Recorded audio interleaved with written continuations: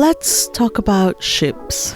Not that kind of ships, this kind of ships. Because I asked what you wanted me to talk about for my 1000 subscriber special. You all voted, and ships won by a huge landslide of 1 vote. So in this video, I will go through the central characters in Ascendance of a Bookworm anime and their ships. I will share my opinion of what makes them shippable, and any thoughts on how their relationships may or may not develop. Will they sail? Or will they encounter rough waters ahead? Alright, let's do this. Ascendance of a Bookworm, ships. Look at these two. Aren't they adorable? Even Myne shipped them. Tuli is a responsible, caring, gentle older sister type. She's incredibly cute and her glistening green hair smells like flowers. Who couldn't help but have a crush on Myne's older sister?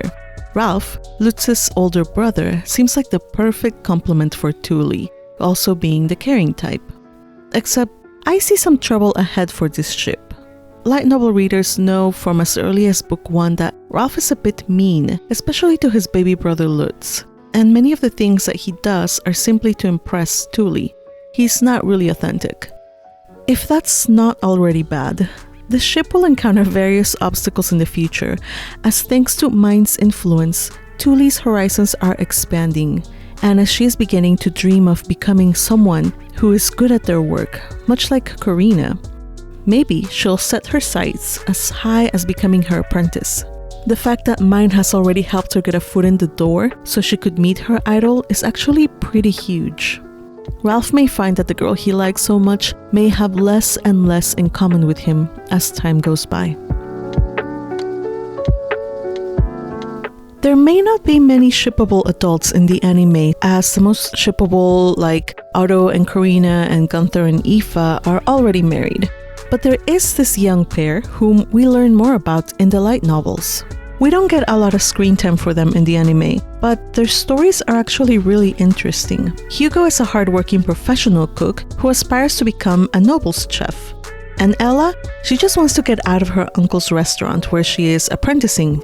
You see, in this world, female cooks wear many hats, working also as waitresses, and are even expected to give customers hospitality if they require it. And, by hospitality, I mean, monetized baby making.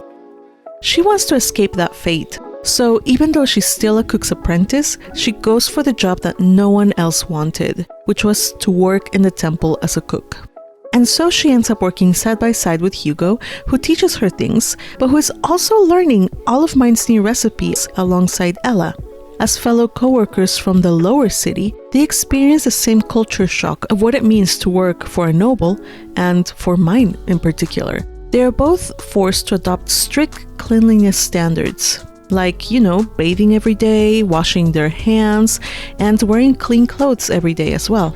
Now, Hugo has no luck when it comes to the ladies. He had a girlfriend, but after a prolonged stay at the Nobles District for work, she switched over to another fellow. Ella, meanwhile, is gung-ho about her work and pokes gentle fun at Hugo. She's just happy that Hugo is nice and that he's someone that she and the other grey-robed priestesses can feel safe with. It is also hinted that she already has feelings for him soon after they began working at the temple. I think this ship has great potential. They both work for Myne and they are both very similar now that they have ascended from lower city kitchens and eateries where food scraps were pushed to the floor for the dogs to eat, to cooking for nobles in clean and fancy kitchens. So, yay! Let's keep a lookout for these two in the next season, and I hope they're given some well-deserved screen time. Now, let's talk about Myne. Though all ships involving her are a bit complicated because, no matter what, in this world that Miyakazuki has envisioned, any ship related to Myne will be just a tad problematic. Especially this early on in the series when our protagonist is only 7 years old. But mentally, she is also Urano, a 20-something college graduate who just landed her dream job, which means she is at least 22 years old. So she's a full-grown adult when she dies, then wakes up in the body of a 5-year-old Myne, which makes the Myne-Lutz ship problematic. Though I will be the first one to say this, I love this ship. These two are adorable together. He's the same age as her, which is awesome. He is patient, he's there for her, he helps her achieve her goals, he carries her when she's not feeling well. It was because of him that Myne didn't give up on life. He also is the first boy who ever made her feel all embarrassed at being told she's cute. This is the ship that many of us really want to see sail. But there are some very important signs that point to a challenging time ahead for this ship. First off, Myne still thinks of herself as Urano, an adult, and hence she can never think of Lutz as anything other than a friend. Also, Myne is frail and can't pull her own weight if she's going to continue to live as a commoner. She does not have the homemaker skills necessary to take care of a house, husband, and kids. And given her frail body and her choice of profession, it's unlikely that she's going to develop those skills anytime soon. And funny I should mention kids because it is clear that they will never be able to have them if they get married. People who have mana can only have children with other people who have the same or approximately the same amount of mana. Of course, the story is actually in its initial phase, so a lot can happen now that Myne has entered the temple and Lutz has become an apprentice merchant under Benno.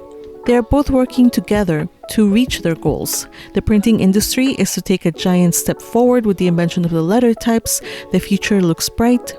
We can't wait to see what happens with these two.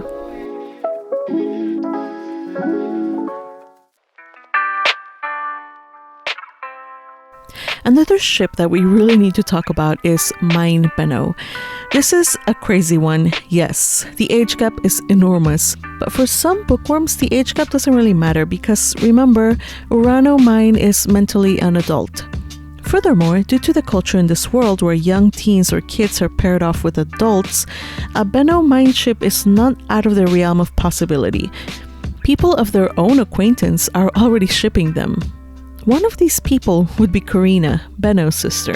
When she learns that thanks to all the products Myne is introducing, Benno will soon be swamped with much more work and would be much too busy to find a wife and marry, she suggests that Myne take responsibility for her brother. There is also Otto, who likes to be a troublemaker and who is responsible for spreading around the rumor that Myne is Benno's water goddess, making Benno super angry at him whenever he says that. When Myne asks what he means, he just explains that the water goddess, or the spring goddess, brings about an end to the long and cold and lonely winter, referring to Benno's bachelorhood. I'll be honest, if at any point I even considered Benno Myne's ship, it was at this time. Benno really cleans up nicely here. Or maybe it was this one. I'm not sure. I'm not sure if people such as myself are just shipping him with themselves through Myne or not. But whatever, who am I to judge in this case? Because have you seen him? Plus, hello, you know who his VA is. And anyway, Benno knows that Myne is a weirdo, but decides it doesn't matter to him and accepts her for who she is. Because thanks to that weird otherworldly knowledge, she's bringing in a fortune to the company. They have an excellent working relationship due to the fact that Myne is the most like her adult self when she's with Benno. She can't let herself be a pushover when negotiating, and she won't let him take advantage of the fact that she's just a kid. So they match very well in that respect. So even though there's this huge age gap, their dynamic is really fun. And finally, even though he starts being kind of mean to her, he ends up being one of the people who protects her the most and works hardest on her behalf. There's a scene in the light novel and manga that unfortunately never makes it into the anime, but when she collapses at the temple, he totally freaks out, almost as if he's reliving the painful memories of when his own girlfriend died. He has Myne lie down on the carriage seat with her head on his lap as a pillow, covers her with his cloak, and holds her cold hands to warm them up, which embarrasses Myne. Even Mark has to remind him that Myne is not Liz, to which Benno replies, "I know that, so don't say that she will be fine because it's not that simple."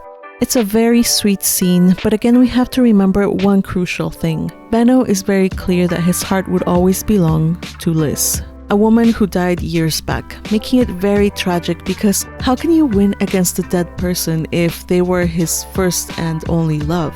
At this point, Benno has totally shut down the idea, stating that she is his precious protege.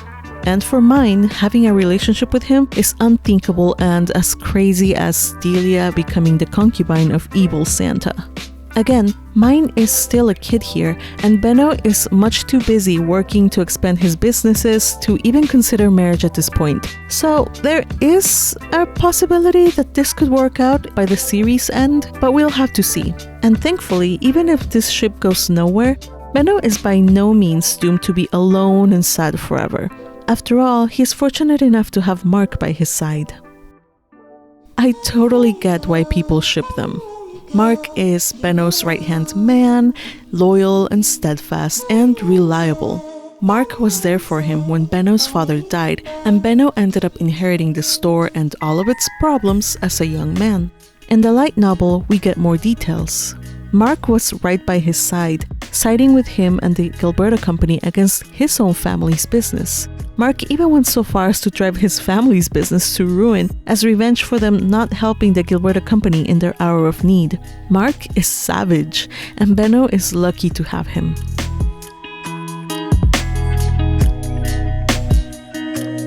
One final popular ship among bookworm lovers is Myne Ferdinand. You know my obsession with him, but I am not here to convince you to jump aboard this ship, as I get that the age gap is also enormous. We've already established that mentally, Myne is just as old as Ferdinand, or at least around the same age. What sets this ship apart from the Benno-Myne ship is that Ferdinand is also aware of the fact that Myne is from another world. Just like Lutz, he knows about her big secret. He's even seen her world and experienced all kinds of things in it thanks to that mind synchronization episode. One other thing that makes this ship popular is that many of us just love the classic grumpy/sunshine trope. You know the one. One is indifferent, even cold, while the other one is bubbly and enthusiastic. They shouldn't work well together, and yet it just so happens that they balance each other out beautifully, becoming each other's foils, and often they end up becoming inseparable. Of course, we haven't seen much of this in the anime, but we do see Ferdinand opening up just a crack and becoming more expressive around Myne when they are in the hidden room. He is such a compelling character. We love the fact that secretly he has a wish to know and understand the concept of family, as he is seemingly estranged from his own family, having somehow ended up in the temple. We love the fact that he is so stoic, but Myne's outlandishness is enough to crack that expressionless mask he wears. He and Myne are foils of each other, so maybe Myne can teach him about family, while he teaches her how to survive in the noble world that she's just stepped into. Maybe this will turn into a romance by the end of the series, or maybe the relationship will become like one between family members, like an older brother, younger sister thing, which is feasible as she is still regularly getting herself into trouble and he has to swoop in and save the day. It's anyone's guess at this point. But whatever the case, both Myne and Ferdinand have a lot of growing to do if this ship is ever to set sail. We will keep an eye on this ship. Let's see how it develops in the next season. I'm pretty sure you all have all kinds of thoughts and theories after watching this video, so please be sure to share them in the comments below. And if there is a ship that I missed, then please feel free to also share it with us. Remember, absolutely no light novel or web novel spoilers in the comments. I made a video that's full of spoilers that's specifically for all of you who just want to talk about the end games, how they get to that point, and who ends up with who. If you like this video, please be sure to like and comment, and if you haven't already, subscribe. And finally, I want to end this video by thanking each and every one of you for your support so far. When I first started this channel a few months back, I was sure no one would listen or care about what I had to say in my unhinged rants. But I still made it, hoping that it would reach a few other bookworms like me. My first video had bad audio and it rendered wrong, yet you all still decided to give it a like. You subscribed, you commented, and now here we are at 1,000 bookworms and counting. So once again, thank you all. Love you. Until next time, bye bye.